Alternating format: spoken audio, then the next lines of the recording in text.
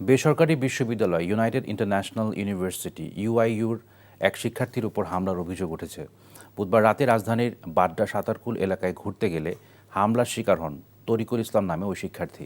খবর পেয়ে তার সহপাঠী ও বন্ধুরা তাকে উদ্ধার করে হাসপাতালে নিয়ে যান।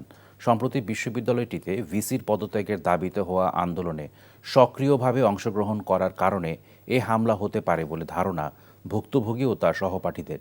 হামলার সুষ্ঠু তদন্তে বিশ্ববিদ্যালয় কর্তৃপক্ষকে দ্রুত পদক্ষেপ নেয়ার আহ্বান জানান তারা।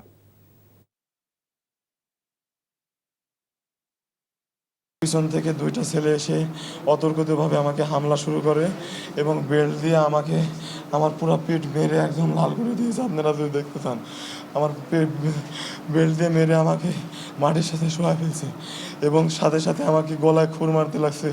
তখন আমি হাতটা এরকম করে ধরছি আর আমার খুরটা এখানে লাগছে। ঘটনা যারা ঘটিয়েছেন তাদের জন্য আপনারা ভার্সিটির পক্ষ থেকে আইনি মামলা করুন বা আইনি পদক্ষেপ নিন, না হলে আমরা ধরে নেব যে এই ঘটনার পিছনে ভার্সিটিরই ইন্ধন ছিল।